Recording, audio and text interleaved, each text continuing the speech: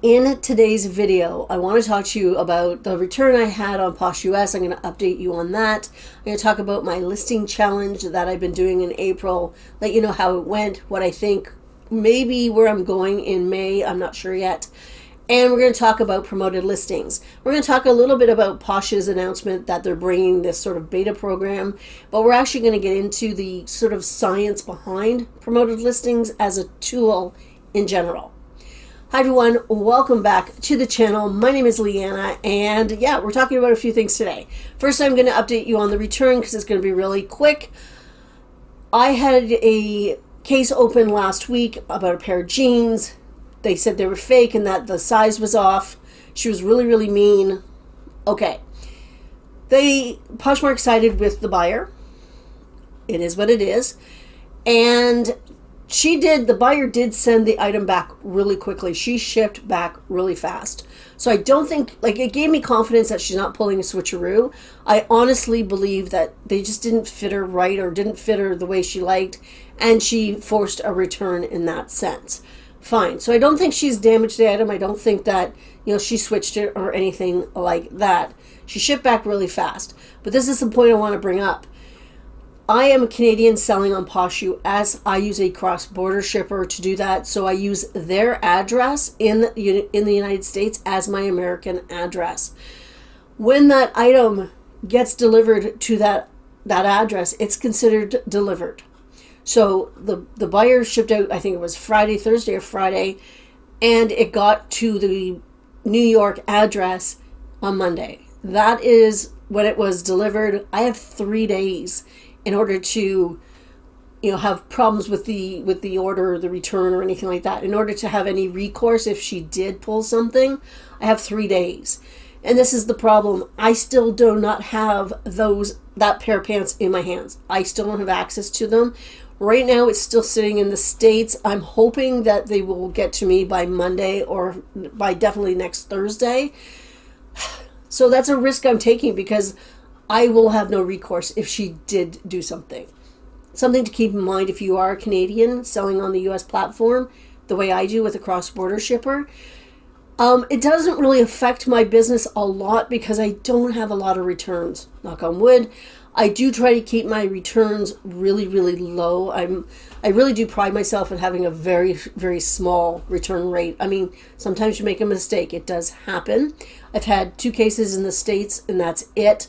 One was definitely my fault. It was the boot, which, you know what? If you've been around, you know about that. And then this one. So really, I'm not concerned so much. As long as I get my item back and I can use it, I'll be fine. If she did do something to the item, I think I will still email Poshmark and tell them just so that they know, even though I don't expect them to do anything about it, like to compensate me or anything like that. But I still will let them know. But if you're Canadian selling on the US, keep that in mind. Try to keep your returns low so you don't have to deal with this. All right, we're going to move on to promoted listings. I'm going to start off by saying I know very little about the Poshmark beta program. There's not a lot of information out there.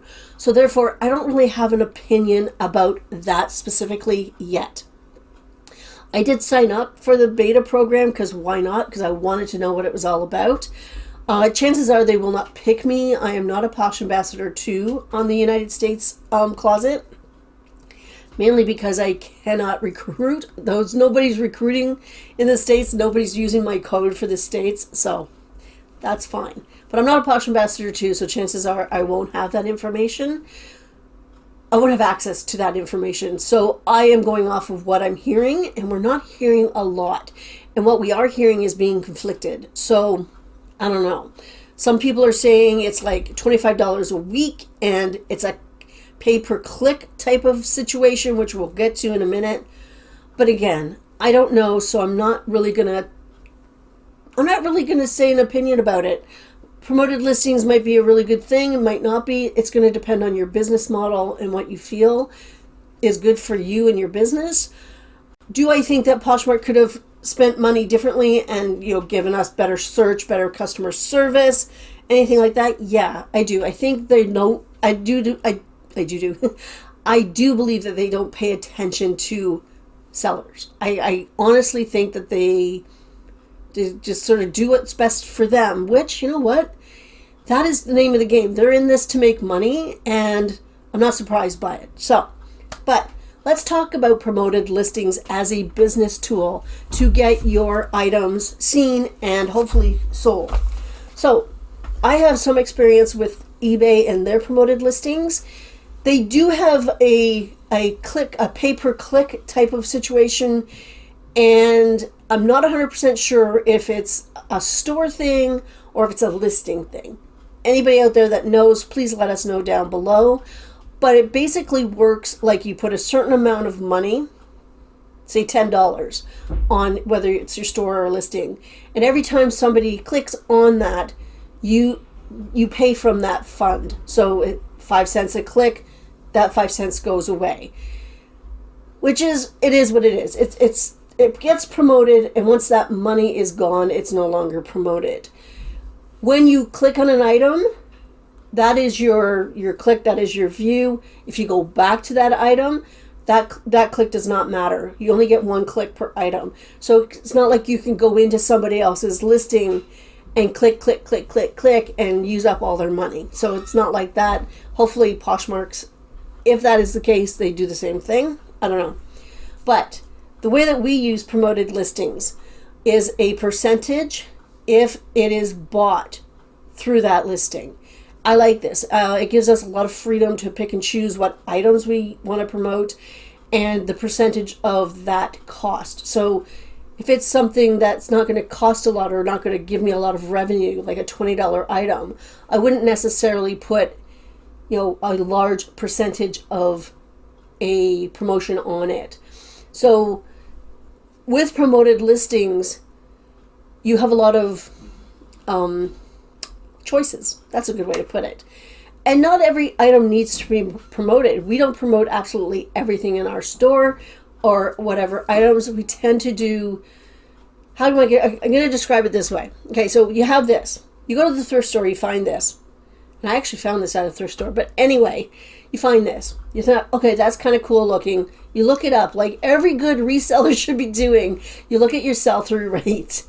And this is something that I've been doing more and more lately. So you go and you look this up. You find that there are 3 listed. And you look in the solds and there's 50 that have sold already, like recently. And you're like, ooh, that's a really good sell-through rate. But there's only 3 listed. Do I really need to promote this? Probably not. Because the demand is already there. Promotion happens when you find this and there's 100 listed and 50 have sold. So it's not a horrible sell-through rate, but you want to stand out. So you might promote that depending on the value of the item. You might promote it at 3%, 5%, 10%, whatever it is. That's when you may be using a promoted listing. If you find this at the thrift store and you notice 1,000 are listed and only 50 have sold, leave it at the thrift store because it's probably not going to sell. Just because you promote something doesn't mean it's going to sell. So you still have to check your sell-through rate and know what to buy to begin with. The tools that we use, promoted listings, automation, anything like that, does not fix bad listings. It doesn't fix a bad buy. You still have to do your homework and make sure that you are listing the right items. So, as a tool, promoted listings can be really good for your business. And that's a decision that you, as the business owner, makes. Just because Poshmark comes out with some new feature doesn't mean that it's good for every business or it's good for you or whatever. You have to make that decision. If you want to pay Poshmark more money to do that, it depends on the item. It depends on your business. I can't really speak to that because, like I said, I don't know enough. Off the top of my head, if it's really a $25 a week item or you have to pay $25 a week to promote your whole closet, I don't know. I mean, will it take the place of sharing? Because right now, I don't even know what I pay for Posh Sidekick. I think it ends up being like, well, I have 2 closets, so it's like $70 or something for me. I think it's like 90 Canadian. Don't quote me on that. But anyway, that's for both closets. I'm happy with the service I get. I like the fact that I don't have to share. I don't have to send out offers. They free up my time so much. Will I be willing to spend $100 a month in each closet to promote? I don't know. Like I said, I don't know. I do want more information before I make an opinion. I want to be educated. I want to have the knowledge before I say anything about it. So, promoted listings can be a good tool. And you have to remember, the platforms are a tool. The features are tools that we use in order to get sales. Platforms want us to make sales because that way they make money.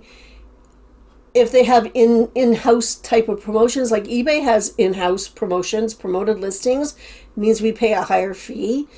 But you know what, with Poshmark, I think a lot of people are kind of not on board with it because we already pay such high fees on Poshmark for very little. You know what I mean? Like we pay 20% and we're not getting a lot of support, a lot of things back for that. So when I know more, I will talk again about it. But always remember that these are tools that you use in order to make sales for you and your business. Always remember that this is your business. If you don't like what a platform is doing, check out other platforms. If you don't like a tool that they offer, don't use it. You know what, you have to figure that one out for yourself. Okay. Now, we're going to move on to the last thing, and that's my listing challenge. For the last couple of months, I've been doing a certain amount per week. I think March was 30. I think February was 40, March was 30, and 50 for the month of April, which, honestly, I didn't keep up for the whole month. The first and the third week, I did 50 for sure, and I found that I did a 50 the first week. The next week, I was like, yeah, burnt out, and I didn't do very many. I only did 14 on the second week. The third week I did do 50. I was happy with that. And this week I still have 2 days left, but right now I'm sitting at about 20 with I think 10 or 12 drafts in my draft folder. So I should hit in around the 30, 35 mark for this week. Did it make a difference in my sales? You know what? Honestly, I think so. I do believe that listing more and being more consistent has helped my sales a lot. I'm not having record-breaking sales or anything like that, but they're better than March. They're better than last year. So I'm happy with that end game. You know what I mean? I'm happy with that. I cannot consistently do 50. I'm finding that I just can't sustain that for a couple of reasons. Number one, just physically, mentally, it's just a lot. And space-wise for my storage, I'm running out of space again. So in May, I am changing things up a bit. I'm definitely going towards, when I source, I'm sourcing things that are a little smaller. You know, more jewelry. I find shoe storage easier, believe it or not. Bags, accessories, things like that. I'm going to take a step away from a lot of the clothing because it's just taking up way too much space and I'm not enjoying it at all. I love finding the clothing, but I hate photographing it. It is the one thing I don't like to photograph. When I go to do a session of photographing, I usually gravitate towards those things like purses, necklaces, belts, hats, things that are super easy to do and don't require mannequins and things like that. So in May, I'm going to take a step back from the clothing. And I'm working on, I don't know whether I'll do a certain number a week, a certain number a day. That is something that I'm still working on. And I'm going to talk about that probably on Tuesday's video because I'm going to spend the weekend going through my inventory and putting stuff away and getting some stuff purged. I think I'm going to run a sale because I really want to just purge a lot of the clothing. I'm working on that as well. Having a listing challenge for me really works because I felt I had a goal and I had steps that I had to do each and every day to reach that goal. That helps me out. The routine helps me a lot to be consistent. And I like that. So I do recommend giving yourself some sort of challenge if you're finding that you're not listing as much as you feel you should be, because listing is part of it. Listing the right items is more important than just listing. So, I mean, I can list 10 a day, but none of them will sell because they're just, they're not stuff that's selling. I am checking my sell-through rates a lot more now, so that's really helping as well. Anyway, that is it for today. I hope everybody has a fantastic weekend. We have a town-wide garage sale about half an hour away from us that we're toying with going. It actually starts today, which is Friday, but it's raining, so I'm not sure if we're going to go today or tomorrow morning. We're figuring that out. I'm going to see if I can get some footage from that, because that might be a little different. That is going out of my comfort zone, but that's okay. That's how I move forward, just a little step at a time.